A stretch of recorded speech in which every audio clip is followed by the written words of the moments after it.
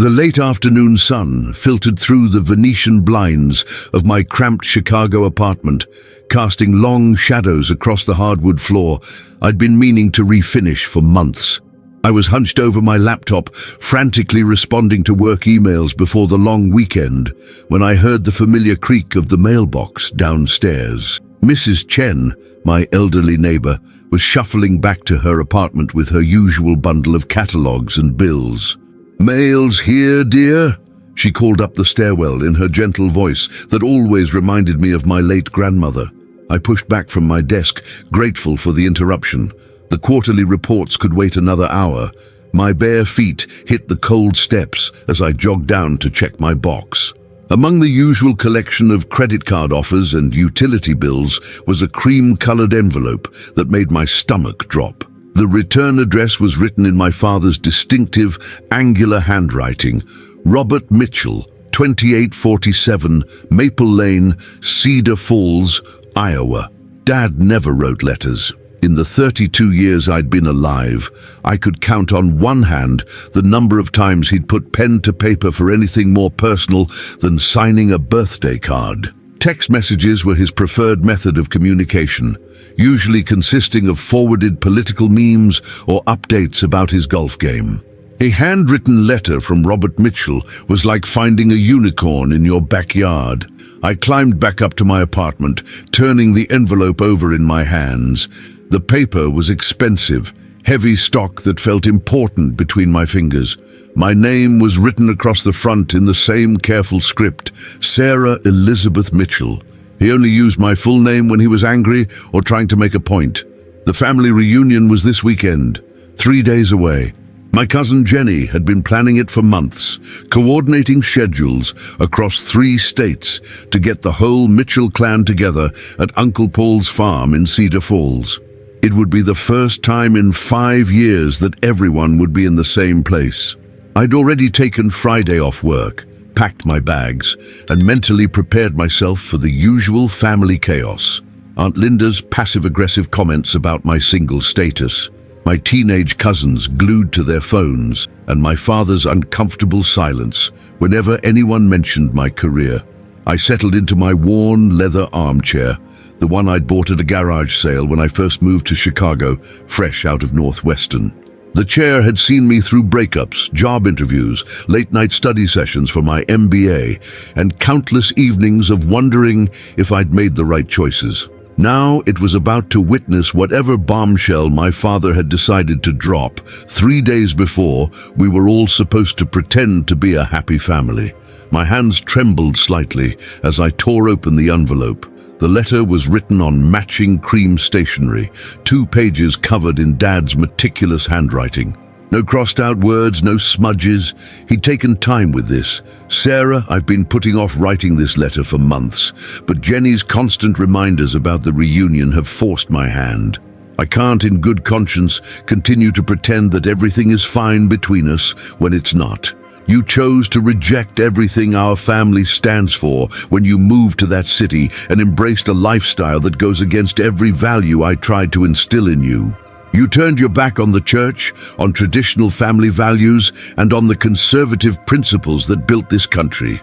You've made it clear through your choices and your politics that you consider yourself above us, simple folks from Iowa." My heart started pounding. I had to read that paragraph twice to make sure I wasn't misunderstanding. This was about politics, about Chicago, about church attendance.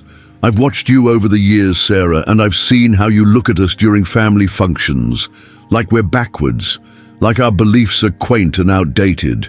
You went to that fancy university, got your big city job, and now you think you're better than the people who raised you.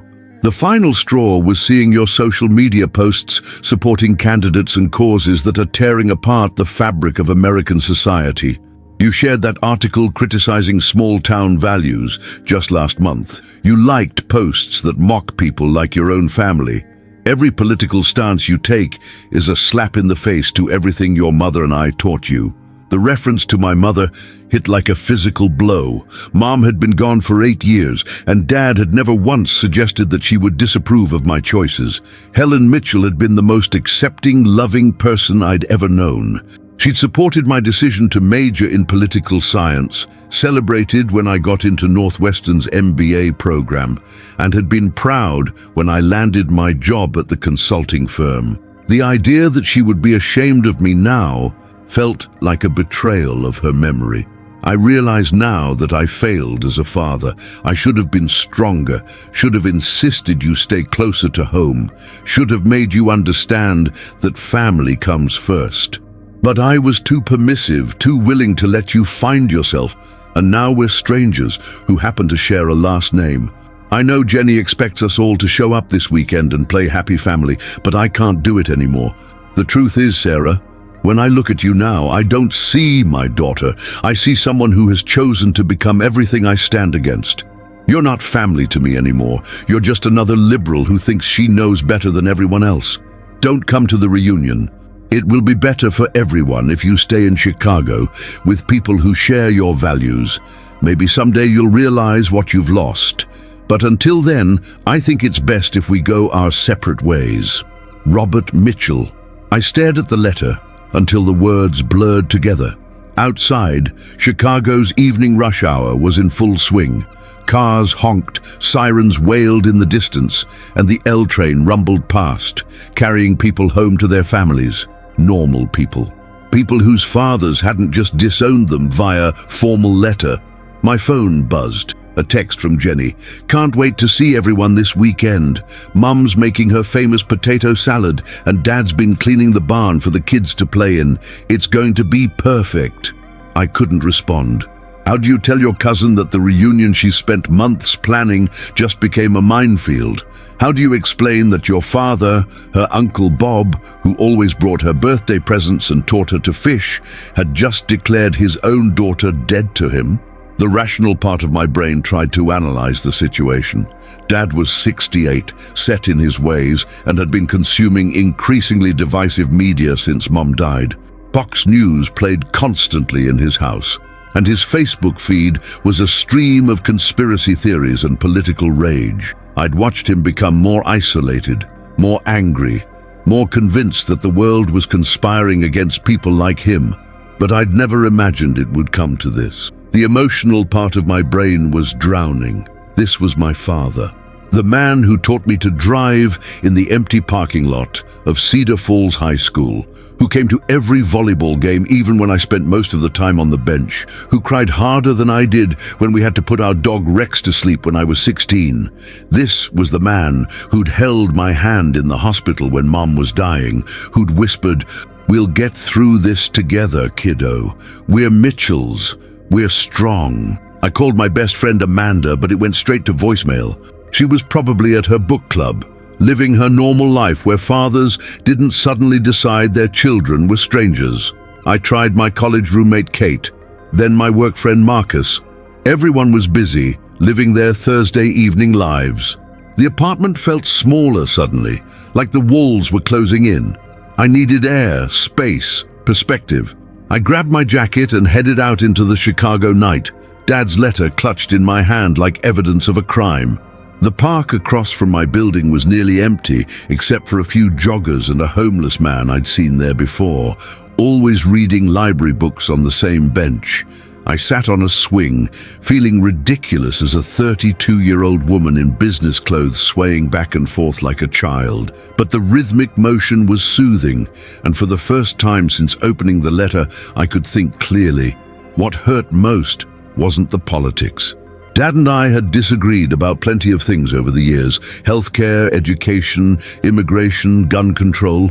We'd learned to avoid certain topics at family gatherings, sticking to safe subjects like the weather and local sports teams. I'd thought that was normal, that most families had those unspoken agreements to preserve peace. What hurt was that he thought I looked down on him, that he believed I considered myself superior to my own family. Yes, I'd gone to college. Yes, I lived in a big city and worked in corporate consulting, but I'd never forgotten where I came from.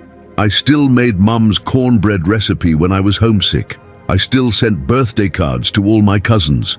I still cried every time I heard Johnny Cash's Ring of Fire, because it was the song Dad used to sing while fixing things around the house. My phone rang.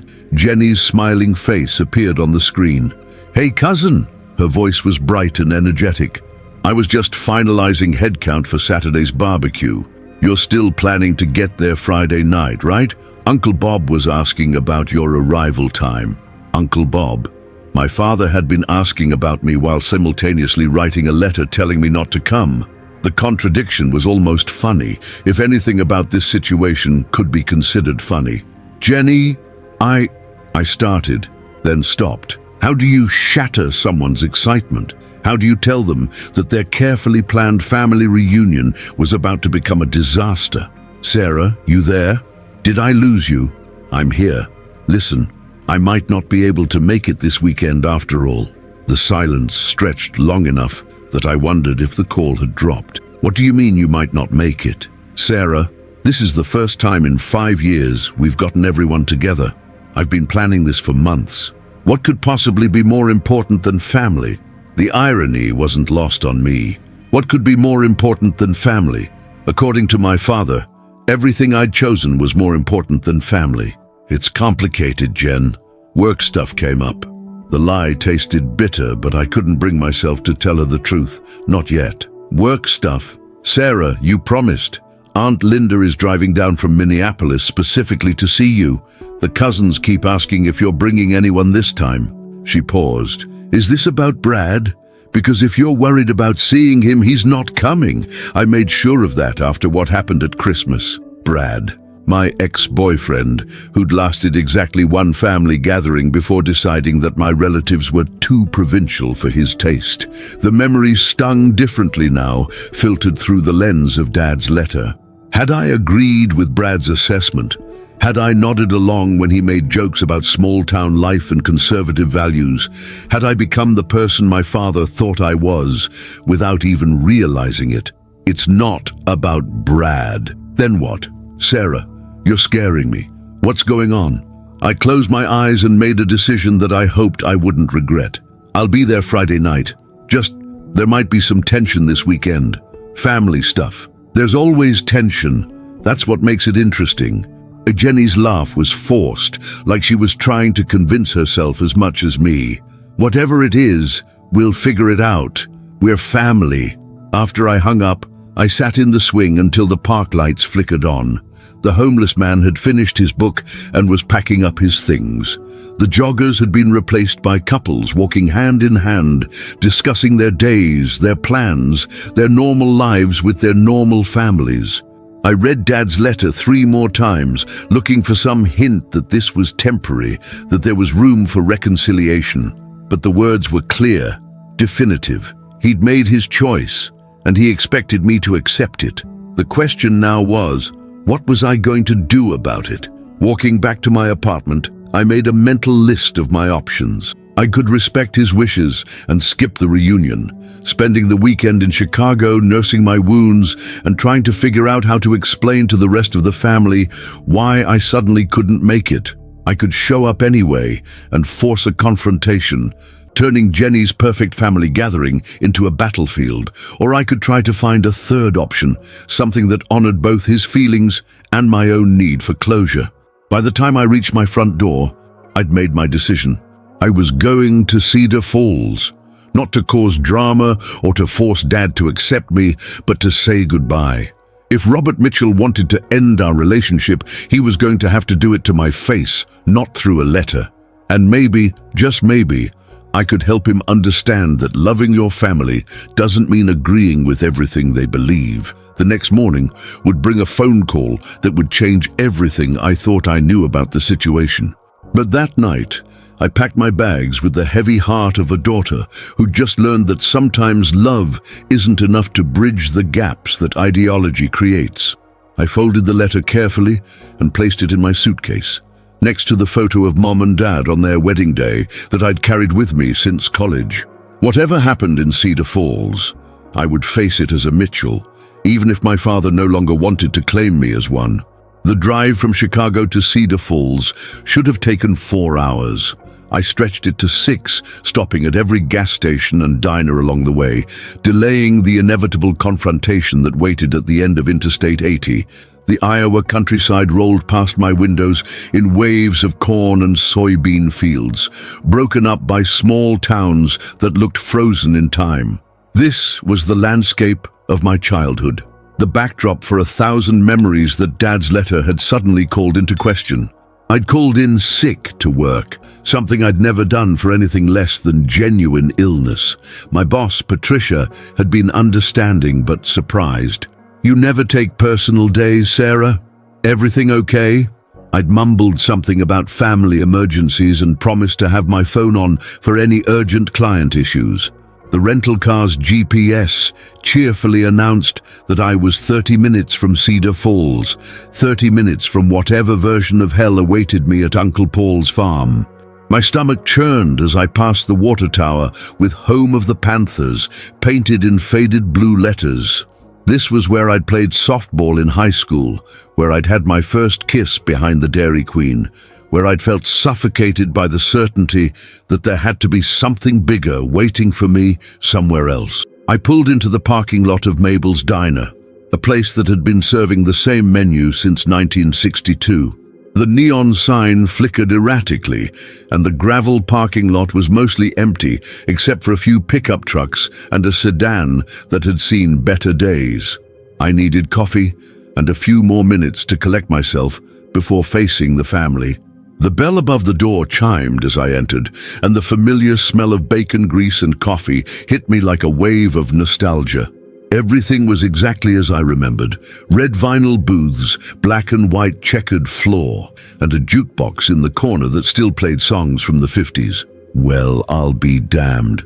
Sarah Mitchell. I turned to see a woman about my age sliding out of a corner booth. It took me a moment to recognize her, Carla Henderson, though her name would be different now.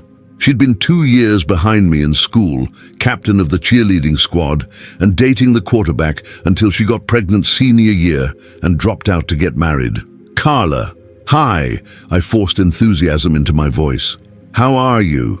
She looked tired, in a way that had nothing to do with the hour. Her blonde hair was pulled back in a messy ponytail, and she wore scrubs that suggested she worked at the hospital, but her smile was genuine as she approached. "I'm good. Working at the nursing home now, CNA certification. You look great. City life agrees with you." She paused, studying my face. "You're here for the Mitchell reunion, right? My mom mentioned it at church." "Yeah, the whole family's getting together at Uncle Paul's place." "That's nice. Family's important." Something in her tone suggested she was thinking about her own family situation. "Listen, Sarah, can I ask you something? Maybe it's none of my business, but..."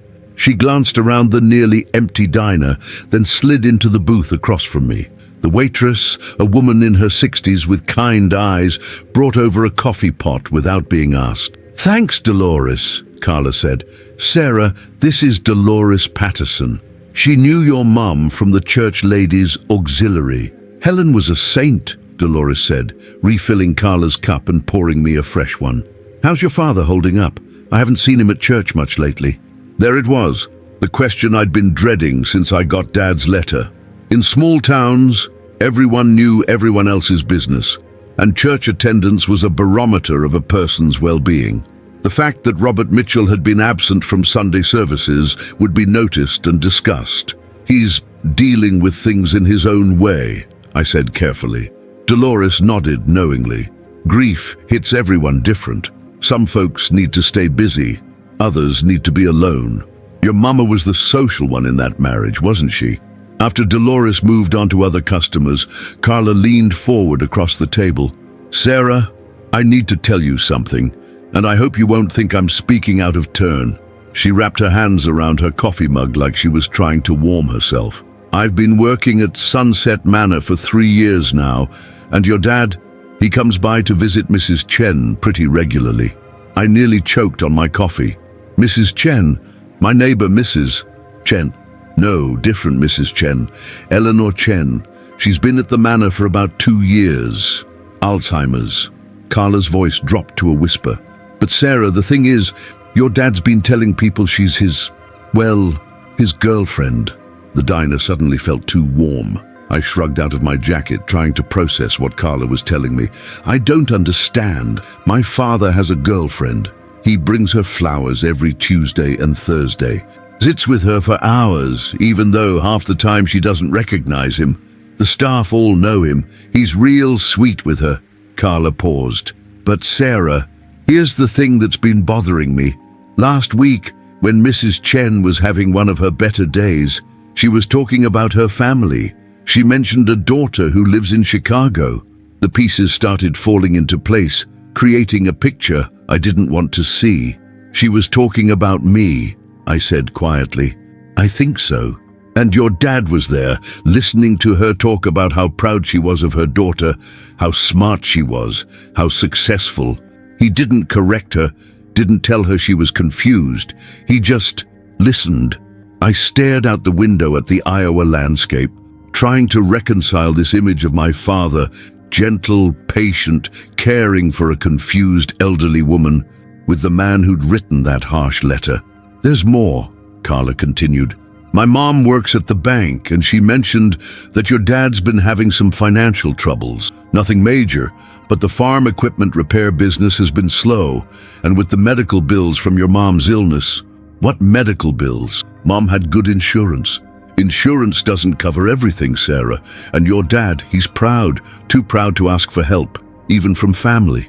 The weight of Carla's revelations settled over me like a blanket. My father, the man who just disowned me for my political beliefs, was struggling financially and emotionally, finding comfort in caring for an elderly woman who reminded him of the daughter he felt he'd lost.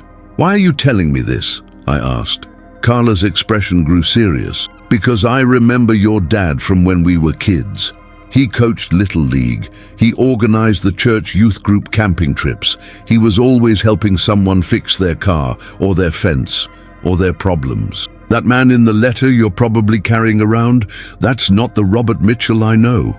I hadn't mentioned the letter, but apparently my face was an open book. How did you know about the letter? I didn't know for sure, but you have that look, like someone just pulled the rug out from under you. She reached across the table and touched my hand. Sarah, people in small towns talk, and lately the talk about your dad has been concerning. He's been angry, isolating himself, saying things that don't sound like him. What kind of things? Political stuff mostly, but also personal things. About feeling like he failed as a father, about not understanding the world anymore.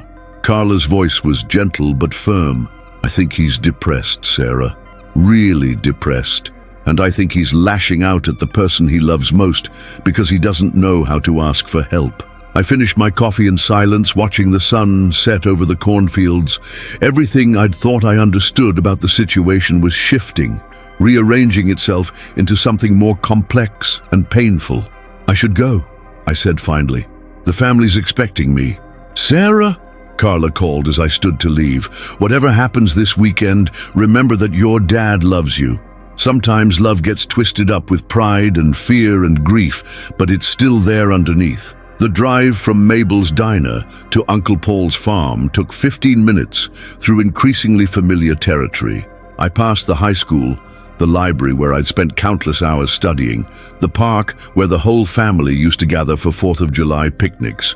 Every landmark was a memory, every memory now tinged with questions about what was real and what I'd imagined. Uncle Paul's farm sat on 40 acres of gently rolling hills, with a white farmhouse that had been in the family for 3 generations and a red barn that hosted everything from weddings to community meetings. As I pulled up the gravel driveway, I could see cars already parked in neat rows. Jenny's Honda, Uncle Paul's pickup, Aunt Linda's SUV from Minneapolis, and various other vehicles belonging to cousins and their families. But no sign of Dad's blue Ford pickup. Jenny burst out of the farmhouse before I'd even turned off the engine, her arms spread wide for a hug. She looked exactly like she always did, wholesome, enthusiastic, and completely unaware that her perfectly planned family reunion was about to implode. Sarah, finally! I was starting to worry that you'd changed your mind again.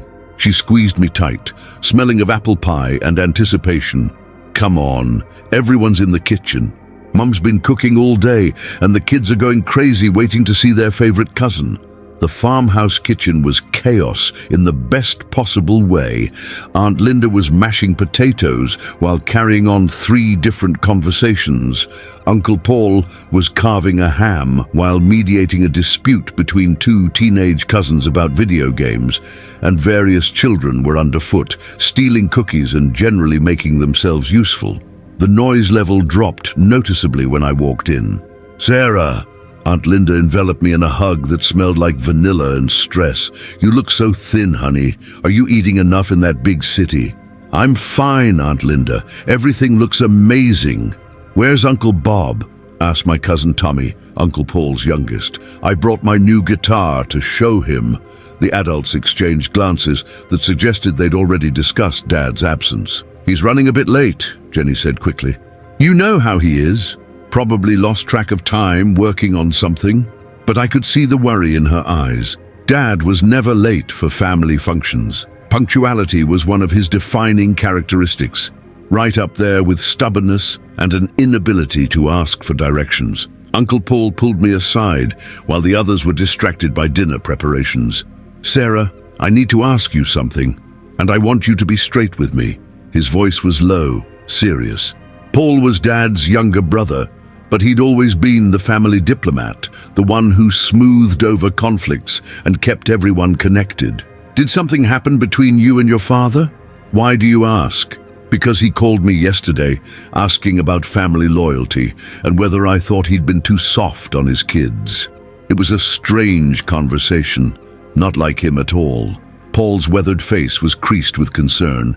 "And because you look like someone who's been carrying a heavy load." I thought about Carla's words, about Mrs. Chen, about the financial struggles I'd known nothing about. I thought about the letter folded in my suitcase, with its harsh words and finality. "We had a disagreement," I said carefully. "About what?" "Politics, life choices, the usual father-daughter stuff." Paul snorted. "Sarah, I've known you since you were born, and I've never seen you look this shaken up over usual father-daughter stuff. What really happened?" Before I could answer, the kitchen door opened and Dad walked in. He looked older than I remembered, grayer around the temples, with lines around his eyes that hadn't been there at Christmas. He was wearing his good shirt, the blue one Mom had bought him for their anniversary, and he'd clearly made an effort to look presentable. But there was something different about him, a tension in his shoulders that hadn't been there before. His eyes found mine across the crowded kitchen, and for a moment the noise and chaos faded away. We stared at each other like gunfighters in an old western, each waiting for the other to make the first move. "Sarah," he said quietly. "Dad." The kitchen had gone completely silent. Even the children seemed to sense that something important was happening. "Well," Aunt Linda said brightly, "now that everyone's here, let's eat. Paul, would you say grace?" We gathered around the extended table that took up half the kitchen, the same table where I'd done homework as a child, where we'd played cards during visits, where the family had always come together to celebrate and mourn and simply be together. Dad sat at one end, I sat at the other, with the entire Mitchell clan between us like a buffer zone. Uncle Paul's grace was longer than usual, asking for blessings on the family, on the food, and on understanding between generations. I wondered if he was buying time, hoping that a few extra minutes might somehow fix whatever was broken. Dinner conversation was stilted, everyone trying too hard to be normal. The cousins talked about school and jobs and relationships. Aunt Linda updated everyone on neighborhood gossip from Minneapolis, and Uncle Paul discussed the challenges of farming in an increasingly unpredictable climate. Dad ate in silence, occasionally nodding when someone spoke directly to him, but otherwise withdrawn. I kept thinking about Mrs. Chen at the nursing home, about Dad sitting with her while she talked about a daughter she was proud of. The image didn't fit with the man who'd written that letter, who'd declared me dead to him. After dinner, the younger cousins disappeared to the barn to play, and the adults settled into the living room with coffee and leftover pie. Jenny had planned activities for the evening, looking through old photo albums, sharing family stories, the usual reunion rituals. But the undercurrent of tension was palpable. Remember when Sarah won the state speech competition her senior year? Jenny said, pulling out a photo album. Uncle Bob was so proud he called everyone he knew. Dad's jaw tightened, and he looked away. That was a long time ago, he said quietly. Not that long, Aunt Linda protested. You were bragging about her for months. My daughter, the future lawyer, you used to say. I said a lot of things. Dad's voice had an edge now. People change. Priorities change. The room fell silent again. I could feel everyone's eyes moving between Dad and me, trying to figure out what was happening. Dad, I said carefully, maybe we should talk. Privately. I think we've said everything we need to say to each other. The hurt in his voice was unmistakable, and suddenly I understood something I'd missed in my initial reading of his letter. This wasn't just about politics or ideology. This was about loss. The loss of the daughter he thought he knew. The loss of the relationship he'd thought we had. Bob, Uncle Paul said gently, whatever this is about, it can be worked out. Family is family. Is it? Dad looked around the room at the assembled relatives. When family members choose sides against each other, when they support ideas that tear apart everything you've worked for. I never chose sides against you, I said, my voice stronger than I felt. I never chose sides against family. Didn't you? Dad's eyes were bright with unshed tears. Every post you share, every candidate you support, every belief you express is a rejection of the values that raised you. You went to that university, got those degrees, and decided that everything your mother and I taught you was wrong. The mention of Mom sent a spike of pain through my chest. Don't bring Mom into this. She supported my education, my choices, my independence. Your mother supported you because she loved you. That doesn't mean she agreed with what you became. What I became. I stood up, no longer able to contain the hurt and anger. What did I become, Dad? Educated? Independent? Successful? Are those bad things now? You became someone who thinks she's better than her family, someone who's ashamed of where she comes from. I'm not ashamed of where I come from. Aren't you? When's the last time you brought someone home to meet us? When's the last time you talked about your family to your fancy Chicago friends? When's the last time you defended us instead of apologizing for us? The questions hit like physical blows because they contained just enough truth to hurt. I had been careful about mixing my professional life with my family life. I'd made excuses when boyfriends found my relatives too conservative, too simple, too different from what they expected. I had learned to navigate between two worlds that seemed increasingly incompatible. That's enough, Aunt Linda said firmly. Both of you. This is supposed to be a family reunion, not a battlefield. But the damage was done. Dad was already reaching for his jacket, his face closed off and distant. I shouldn't have come, he said to the room in general. I'm sorry, Paul. Linda, Jenny, this was a mistake. Uncle Bob, please don't go, Jenny pleaded. We can work this out. Whatever it is, we can fix it. Some things can't be fixed, honey. Some bridges once burned can't be rebuilt. He paused at the door, looking back at me one last time. I meant what I said in the letter, Sarah. Until you figure out who you really are and what you really believe in, we don't have anything more to say to each other. The door closed behind him with a soft click that seemed to echo through the sudden silence. Jenny burst into tears. Aunt Linda started clearing dishes with aggressive efficiency. Uncle Paul sat in his chair, shaking his head like he couldn't believe what he'd just witnessed. And I stood in the middle of it all, surrounded by family, but feeling more alone than I'd ever felt in my life. I didn't sleep that night. I lay in Jenny's childhood bedroom, staring at the ceiling and listening to the sounds of the Iowa countryside, crickets, the distant lowing of cattle, and the occasional car passing on the county road. The room was a time capsule filled with cheerleading trophies, prom photos, and inspirational posters that felt ironic given the current situation. Around 3 a.m., I gave up on sleep and crept downstairs to the kitchen. The house was quiet except for the steady tick of the grandfather clock in the hallway. I made myself a cup of tea and sat at the kitchen table where just hours earlier our family had imploded in spectacular fashion. I was still sitting there when Uncle Paul appeared in his robe and slippers, drawn by the light.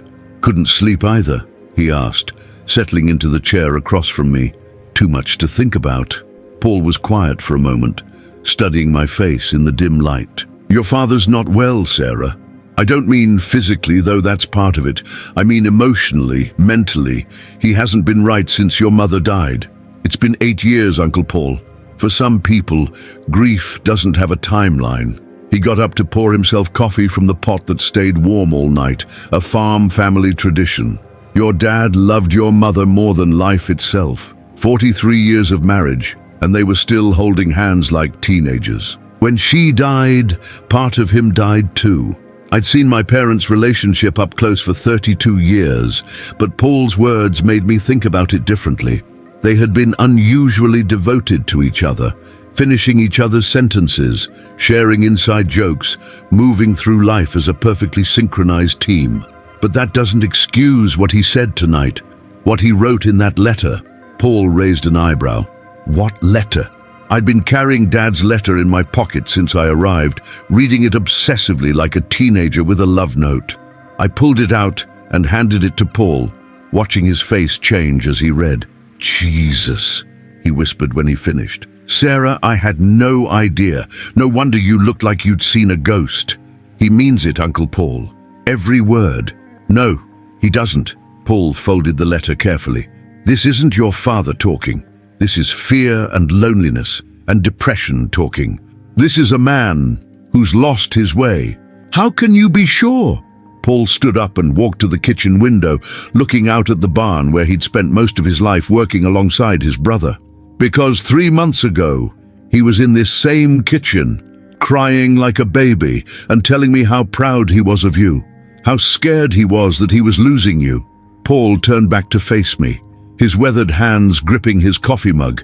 "He brought me this article you'd written for some business magazine about sustainable farming practices and supporting rural communities. He must have read it to me 5 times, pointing out every mention of Iowa, every reference to family farms like ours." My heart clenched. I remembered that article, a piece about how urban consumers could support rural economies.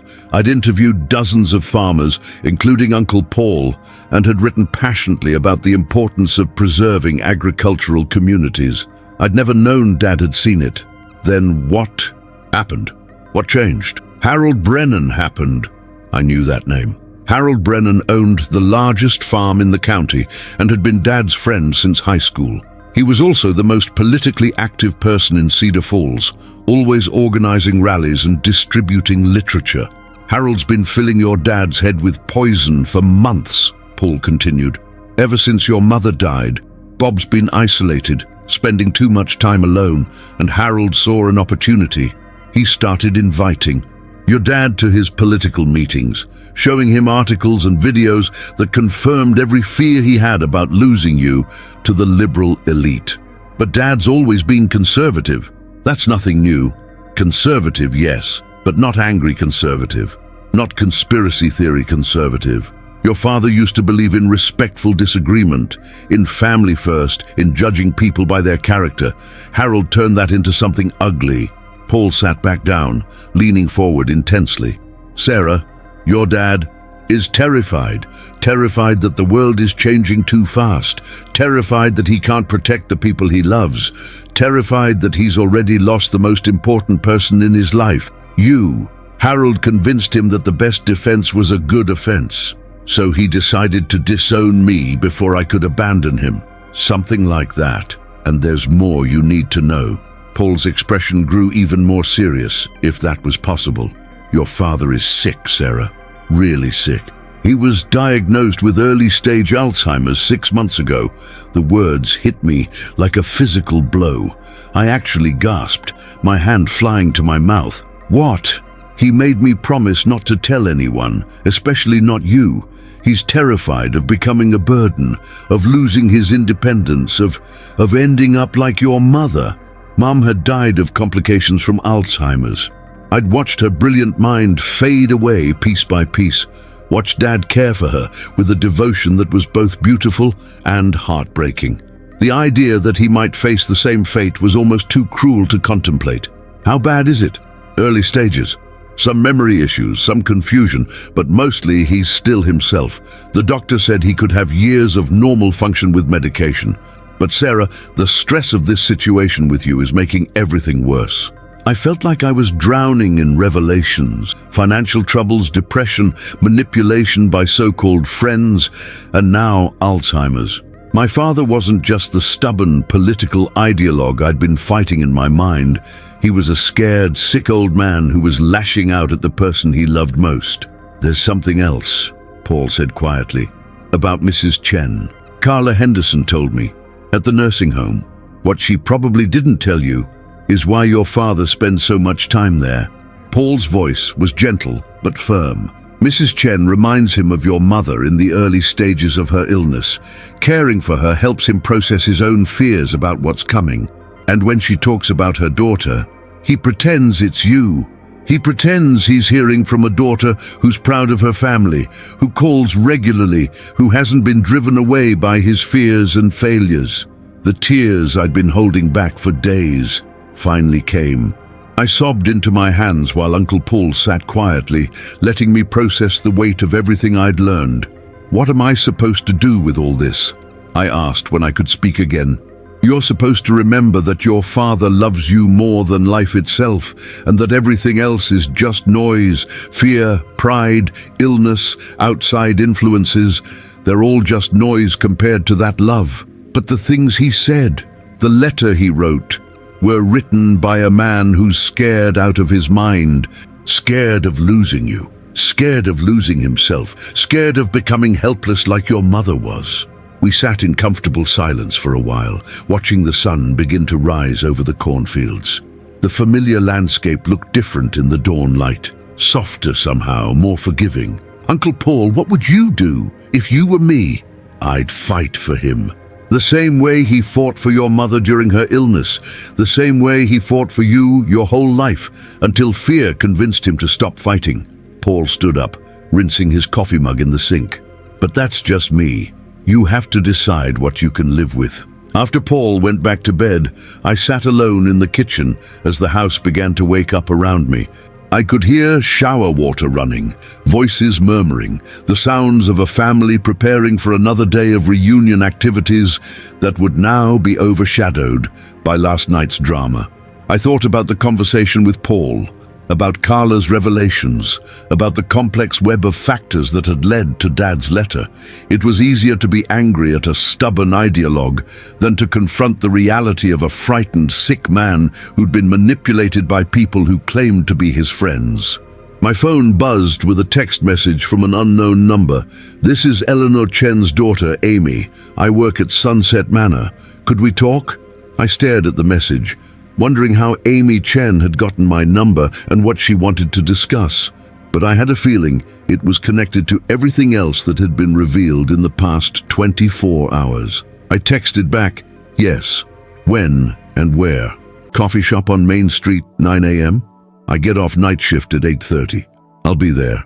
Jenny appeared in the kitchen as I was getting ready to leave, her hair in curlers and her face puffy from crying. Where are you going so early? She asked, attempting to sound casual. To meet someone. A friend of Dad's, I think. Sarah, about last night. I'm so sorry. I had no idea things were that bad between you two. I hugged my cousin, feeling guilty that her perfect reunion had been destroyed by our family drama. It's not your fault, Jen. You couldn't have known. Is there anything I can do? Any way to fix this? I don't know yet, but I'm going to try. The drive to town took 10 minutes through the morning mist that hung over the fields like a soft blanket. Main Street was already bustling with Saturday morning activity, farmers picking up supplies, families heading to youth soccer games, elderly couples walking hand in hand toward the diner for their weekly breakfast date. The coffee shop was new, since I'd lived here, a trendy addition to Cedar Falls' slowly modernizing downtown. I found Amy Chen easily. She was the only Asian woman in the place, sitting in a corner booth with 2 cups of coffee already waiting. She was about my age, maybe a little younger, with kind eyes and the exhausted look of someone who'd just finished a night shift. She smiled as I approached, gesturing to the seat across from her. Sarah, I'm Amy. Thank you for meeting me. How did you get my number? From your father, actually. He has it written in his wallet, along with your address and a photo of you at your college graduation. Amy's smile was gentle. He shows that photo to everyone at the nursing home. He's very proud of you. The contradiction between Amy's words and Dad's letter was jarring. I don't understand. If he's proud of me, why did he write that letter? Why did he say those things last night? Amy sipped her coffee thoughtfully. Can I tell you about my mother? I nodded, settling in for what I sensed would be another revelation in a weekend full of them. My mother was a brilliant woman. She spoke 4 languages, had a master's degree in literature, taught high school for 30 years. She raised 3 successful children, was active in her community, lived a full, meaningful life. Alzheimer's? For the last 3 years of her life. And during those 3 years, she said things that weren't true, hurtful things. She accused me of stealing from her, told my brothers that I was trying to poison her, claimed that we were all strangers trying to trick her. Amy's eyes filled with tears, but her voice remained steady. Your father sits with my mother twice a week, sometimes more. He reads to her, brings her flowers, listens to her stories about her children.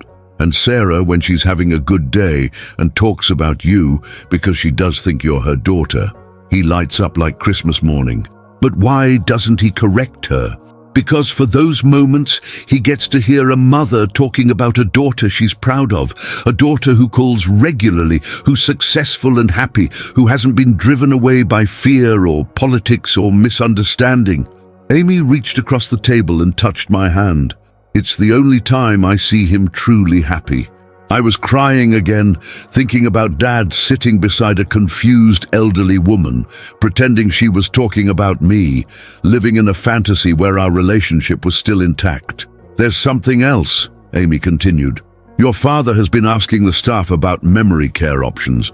Not for my mother, she's already getting excellent care. For himself, Uncle Paul told me about the diagnosis. Did he tell you that your father is terrified of forgetting you? That he's been writing down memories of your childhood, stories about your mother, family history, because he's afraid it will all disappear? No, he didn't mention that. Amy pulled out her phone and showed me a photo. It was a notebook filled with Dad's careful handwriting. He asked me to give this to you if anything happened to him. I think maybe anything includes this situation with the letter. She slid a manila envelope across the table. My name was written on the front, in Dad's familiar script. I should go, Amy said, standing up. But Sarah, your father is a good man who's scared and confused and being influenced by people who don't have his best interests at heart. Don't let Harold Brennan and his friends destroy your relationship with your father. Don't let them win. After Amy left, I sat in the coffee shop for another hour, staring at the envelope. Finally, I opened it and began to read what my father had written for me. Sarah's memory book started March 15th, 2025. In case I forget, Sarah, at age 3, insisted on wearing her princess dress to the grocery store every time. Your mother said she looked like she was going to a ball just to buy milk and bread. You were so serious about it, curtsying to other customers. Sarah, at age 7, won the school science fair with a project about why plants grow toward the sun. You explained photosynthesis to the judges like you were teaching college students. I was so proud. I took pictures of your poster from 6 different angles. Sarah, at age 12, came home crying because Jenny Henderson said you were weird for reading during lunch instead of talking about boys. Your mother told you that smart girls sometimes feel alone, but they grow up to change the world. You stopped crying and said you guessed you could handle being weird if it meant changing the world. Sarah, at age 16, state speech competition. You wore your mother's pearl earrings for luck and gave a speech about the importance of rural communities in American culture. When they announced you'd won first place, you looked into the audience and pointed right at your mother and me. I've never been prouder of anything in my life. Sarah, at age 22, college graduation. You walked across that stage like you owned the world, and maybe you did. Your mother cried through the whole ceremony, and I pretended not to cry, but I was crying too. You hugged us both and said, "Thank you for believing in me," like we had a choice. You were always going to succeed. Sarah, at age 28, your mother's funeral. You held my hand during the service and whispered, "We'll get through this together, Dad. We're Mitchells. We're strong." Those were my words to you when you were scared, but you said them to me when I needed to hear them. That's the kind of person you are. The notebook went on for pages, filled with memories I'd forgotten and moments I'd never known he treasured. Stories about my first steps, my first words, my first heartbreak. Details about school plays and volleyball games and family vacations.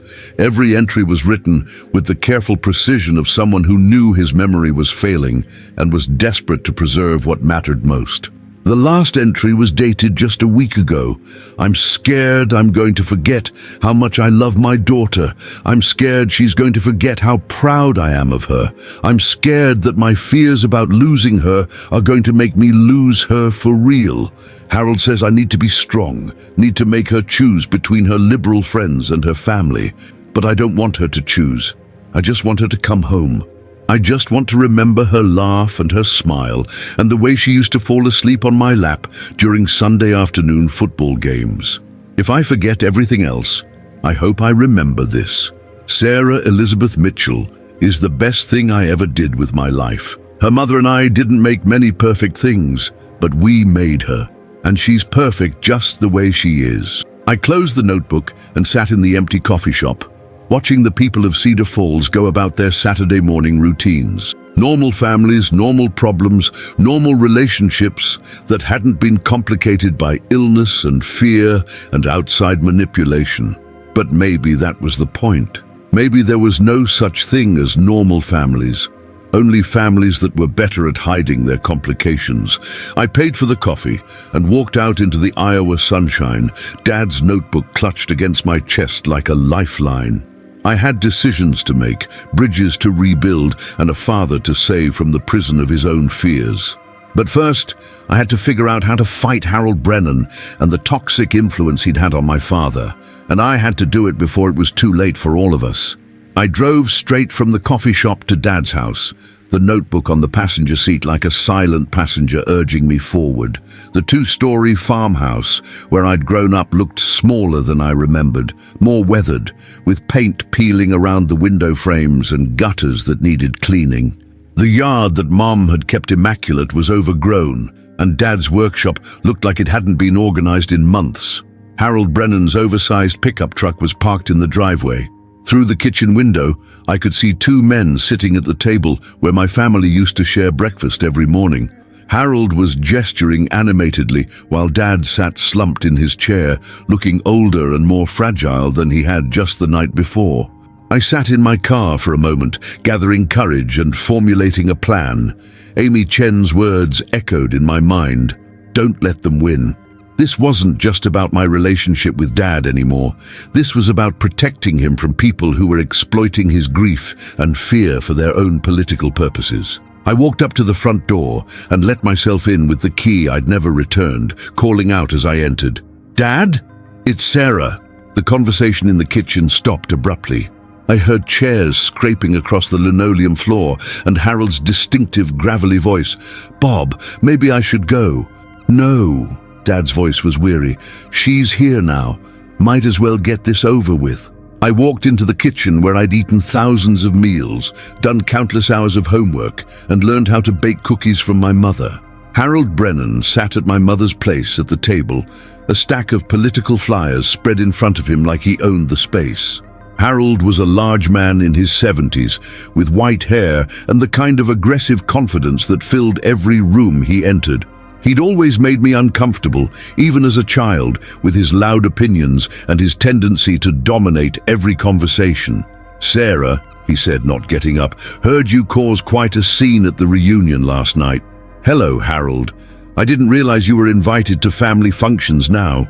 Dad flinched at my tone, but Harold just smiled. "Your father and I were discussing strategy for dealing with the liberal influence that's been poisoning our community."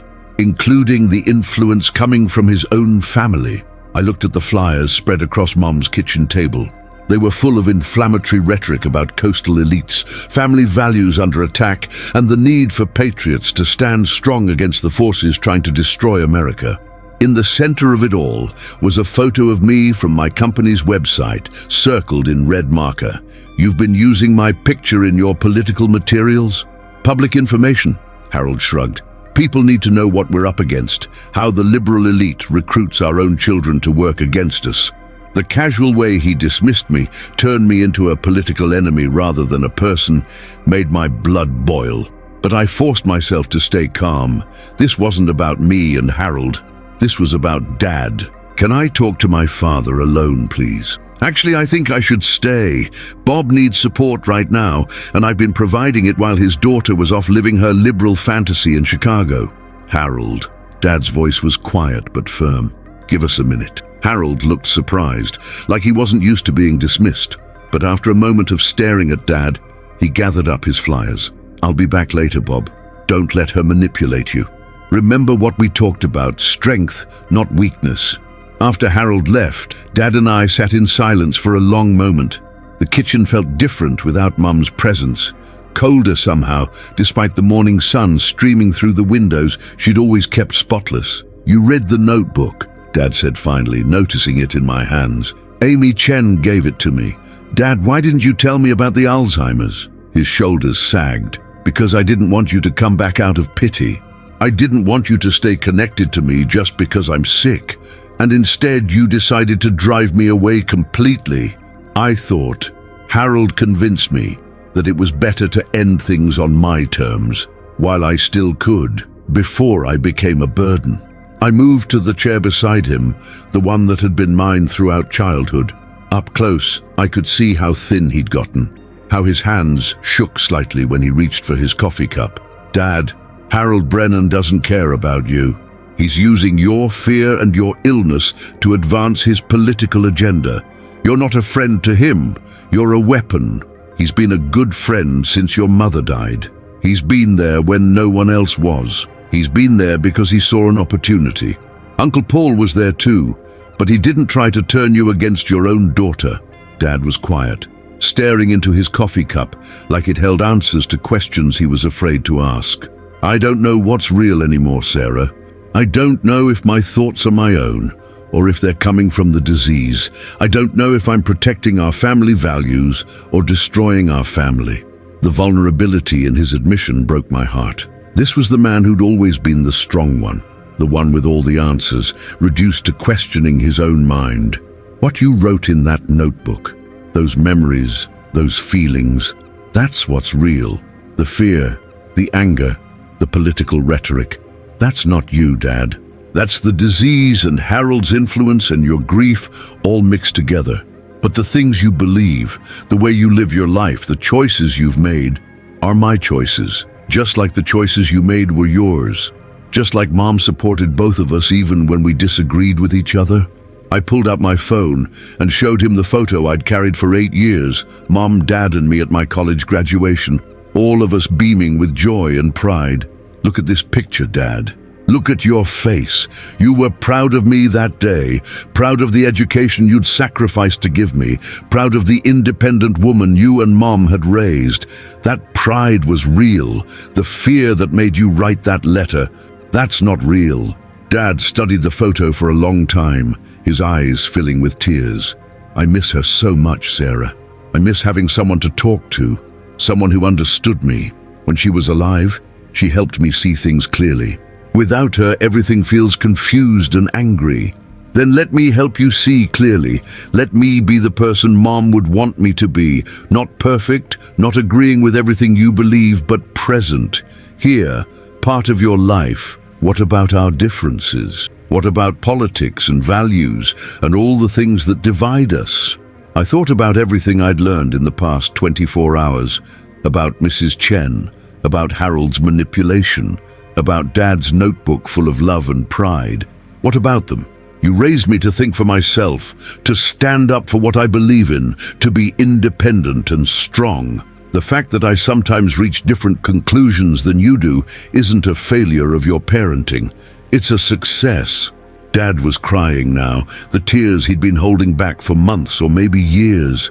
I was so scared of losing you, so scared of becoming like your mother, confused and dependent and forgetting the people I love most. You're not going to lose me, Dad. And even if the disease progresses, even if you forget some things, the love between us doesn't disappear. It's written in that notebook. It's in every memory we've shared. It's in the way you still light up when Mrs. Chen talks about her daughter. He looked startled. You know about Eleanor. I know that you're kind enough to sit with a lonely old lady and let her think you're proud of her daughter. I know that you care for her the same way you cared for Mom. And I know that when she talks about me, because she's talking about me, Dad, you remember how much you love me. We sat together in the kitchen where I'd grown up, crying and talking and slowly rebuilding the bridge that fear and outside influence had nearly destroyed. Dad told me about the financial struggles, about Harold's increasing pressure to cut ties with liberal family members, about his terror of facing Alzheimer's alone. I told him about my life in Chicago. Not just the success and independence, but the loneliness, the struggle to balance my professional world with my rural roots, the boyfriends who didn't understand why family was so important to me. I never thought I was better than you, I said. I thought I was different from you, but never better. And Dad, some of my political beliefs, they come directly from values you taught me. Caring for the vulnerable, working hard, treating people with respect regardless of their background. We might disagree on methods, but we agree on the important things. As the morning turned to afternoon, we talked about Mom's illness, about watching someone you love fade away piece by piece. Dad admitted that his fear of Alzheimer's had made him retreat from everyone who cared about him, including me. I thought if I pushed you away now, it would hurt less later, when I can't remember you. But Dad, even if you forget my name someday, even if you don't recognize my face, you'll still be my father. I'll still be your daughter. Love doesn't disappear just because memory fails. We were interrupted by Harold's return, his truck pulling into the driveway with unnecessary aggression. He walked into the kitchen without knocking, clearly expecting to find Dad alone and vulnerable. Bob, I brought those forms we talked about, the ones to remove Sarah from your will and medical directives. He stopped short when he saw us sitting together talking quietly. What's going on here? Harold, Dad said, standing up with more strength than I'd seen from him all weekend. I think you should leave. Leave? Bob, we had an agreement. You were going to stand strong, remember? You were going to show your daughter what happens when family members betray their own values. The only betrayal here is yours, I said, standing up beside Dad. You've been exploiting a grieving, sick man for your political purposes. You've been poisoning his relationship with his daughter to advance your agenda. Harold's face reddened. I've been helping Bob see the truth about what you represent, about how people like you are destroying families and communities across America. People like me? I stepped forward, no longer intimidated by this man who'd held too much influence over my father. You mean educated women? Independent thinkers?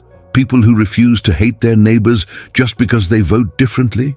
I mean ungrateful children who turn against their own families. I never turned against my family.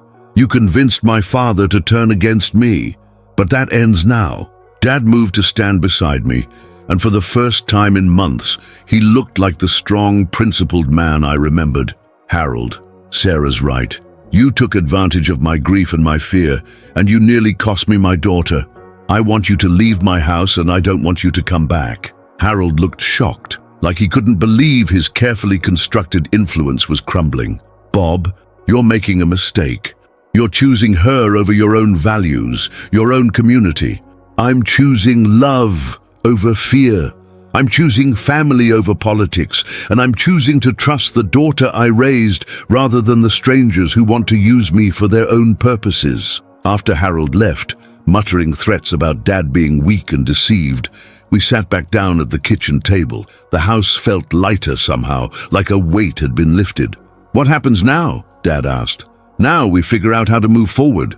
Together, we talk to your doctor about the best treatment options. We make plans for your care that respect your independence as long as possible. We rebuild our relationship on the foundation of love instead of fear. What about our differences? What about politics? I smiled, thinking about Mom and how she'd always managed to love us both despite our stubborn streaks. We'll do what families do. We'll agree to disagree about some things, and we'll focus on what we have in common. Love, respect, shared history, and a commitment to supporting each other no matter what. That evening, we drove back to Uncle Paul's farm together. The reunion was still in progress, though the mood was subdued after the previous night's drama. When Dad and I walked into the kitchen hand in hand, the relief on everyone's faces was palpable. "Uncle Bob," Tommy ran over with his guitar. "You came back. I still want to show you that new song I learned." As Dad settled into a chair to listen to his great-nephew play, surrounded by family who loved him, I thought about the long road ahead. There would be difficult days, medical appointments, hard conversations about the future. There would probably be more political disagreements and moments of frustration, but there would also be love, support, and the kind of unconditional acceptance that defines real family. We'd face whatever came next together, as Mitchell's always had. Later that night, as the reunion wound down and people began making plans to leave, Dad pulled me aside. "Sarah, I want you to know that I'm proud of the woman you've become. Not despite our differences, but because of them. You stood up to Harold today. You fought for our relationship when I was too scared to fight for it myself. That's the kind of strength your mother and I tried to teach you. I learned from the best. I'm going to need help in the coming months and years. Medical decisions, financial planning, probably eventually moving closer to family. I know it's a lot to ask. Dad, you're not asking. I'm offering. We'll figure it out together." As I drove back to Chicago the next day, I thought about the letter that had started this whole crisis. Dad had written it out of fear, manipulation, and the early stages of a disease that was stealing his clarity. But in the end, it had brought us closer together than we'd been in years. I still carried the letter in my purse, but now it felt different, not like a weapon used against me, but like evidence of how much we both had to lose if we let fear win over love. My phone rang as I reached the Illinois border. Dad's name appeared on the screen. "Hi, Dad." "Hi, kiddo. I just wanted to make sure you got on the road okay, and to tell you again how sorry I am about that letter, about everything. Dad, we've been over this. We're moving forward, remember?" "I know, I love you, Sarah. I want to make sure I tell you that as often as possible while I still can. I love you too, Dad, and you're going to be telling me that for years to come. We're not done being father and daughter. We're just getting started on the next chapter."